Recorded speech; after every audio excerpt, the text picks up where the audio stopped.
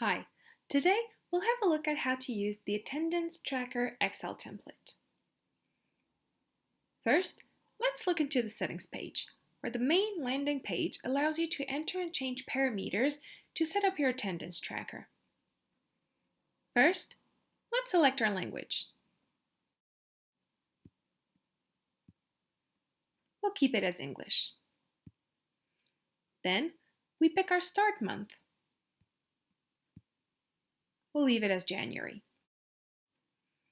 Finally, the year we want to report on, which we'll leave at 2021. The section below allows you to personalize the statuses.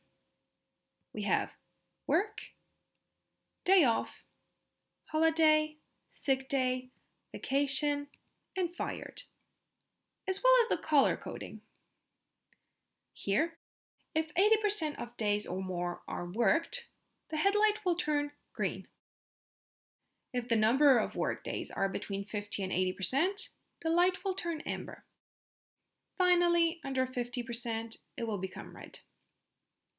Let's look into the translation submenu.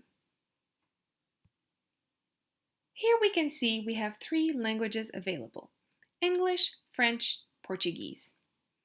A section, Another Language, will allow you to set up a new language by simply translating all the expressions listed.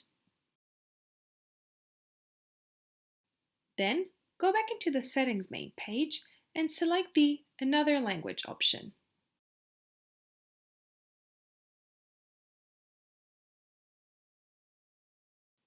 Let's move on to the second submenu, the Roles. This is where you enter a list of job titles. Let's add another one we'll call IT Specialist.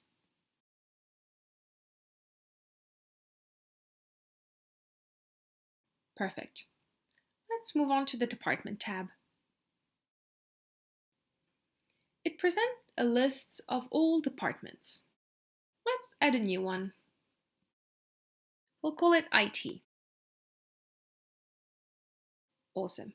Finally, the last settings submenu is the Employee section. Here we can enter up to 50 employees. Let's create a new employee called Ronald Reagan.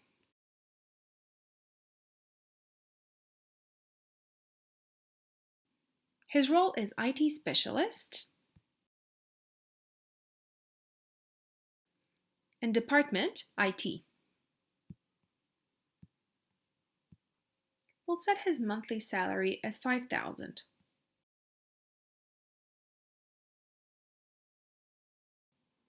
Great. Now let's head to the main data input section, the tracker.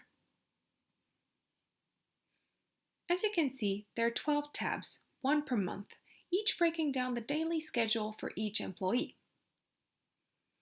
Let's look into January, for example. We'll enter a few days together.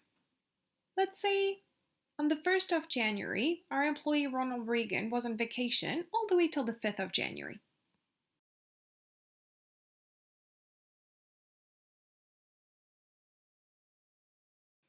He worked Wednesday and Thursday and was on holiday again from the 8th till the 12th.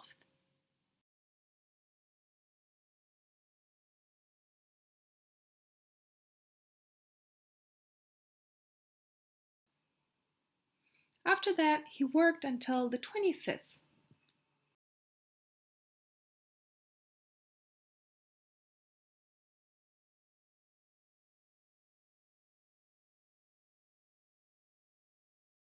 He was on sick leave for the 25th and 26th, and then worked until the end of the month.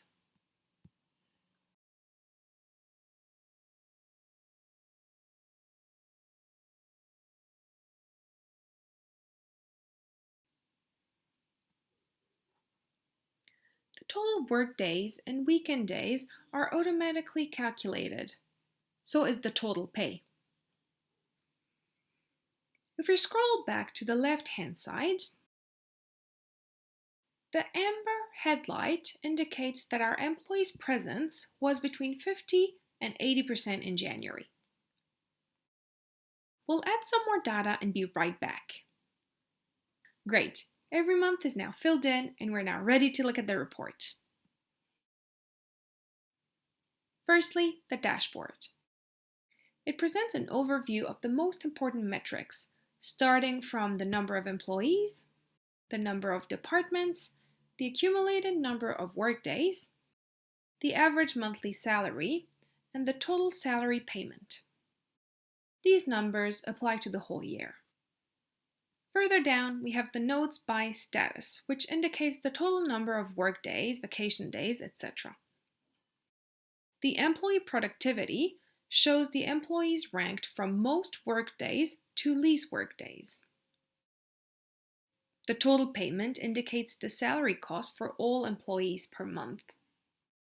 Finally, the notes per status break down each month with the number of days worked, holidays, sick days, etc. Let's move on to the status report. It is a table that breaks down the number of days per status and per month for all employees.